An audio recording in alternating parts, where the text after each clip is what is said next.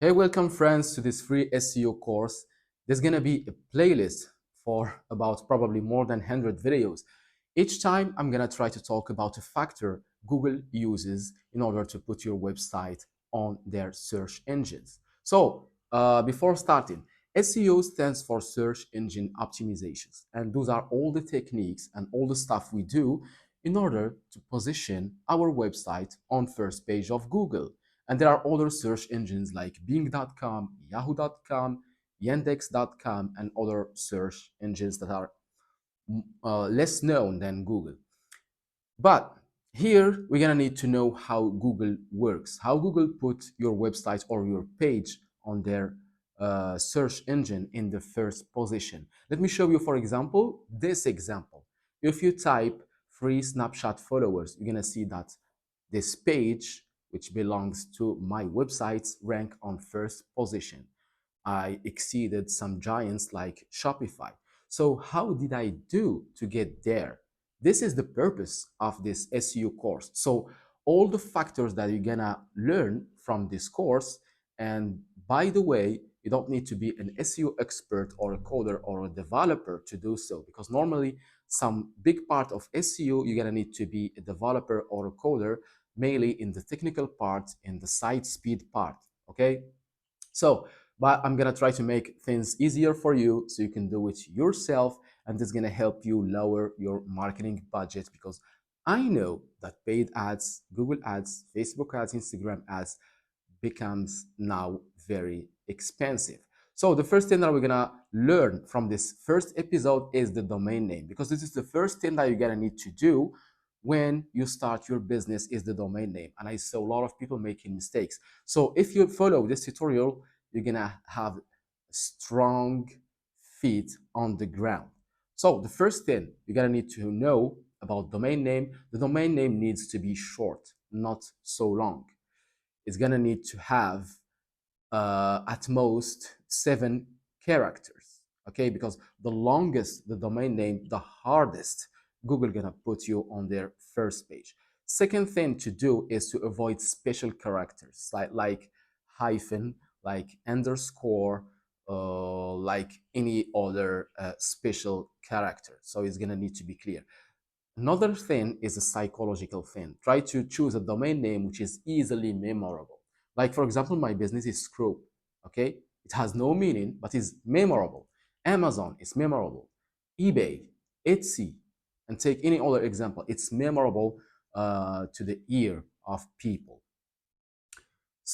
And by the way, the shorter the domain name, the more expensive is the domain name. And there is a reason for that. Some big companies like, if you know, TransferWise, now it's wise.com. They do these changes because it's strategic changes. Just this change to change the domain name from transferwise.com to wise.com gonna increase their ranking in Google, and they're gonna have big return on investments because they're gonna have some free leads and some free sales directly from Google.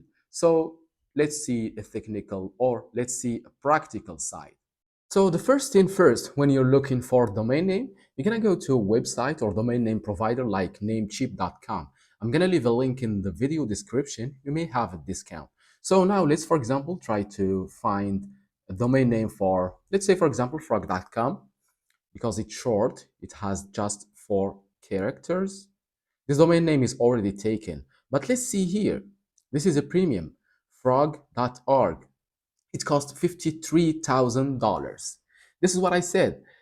Why this domain name costs $53,000? Because it has just 4 characters and it's a branded domain name. This is going to help you rank better on Google if you buy this domain name. I know this is so expensive, but try to look, for example, for a 5 digit or 5 characters domain name here. For example, frog with E.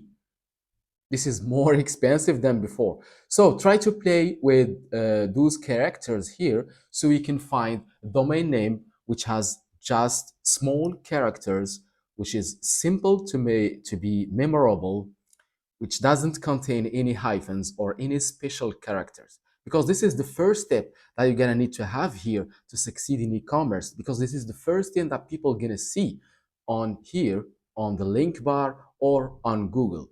If we can make, for example, a simple research here by a t-shirt, I'm sure that all the domain names that are gonna appear here, which is not sponsored, of course, gonna have just small characters or just one keyword. Like for example, all those ones are sponsored. Amazon, of course. Here, Uniqlo. Here, here too. Next.co.uk, Mintra. As you can see here, all the domain names here, they're not very long domain name. They don't contain any special characters, any hyphens, anything. And in this way, this is the first step that you're gonna need to do.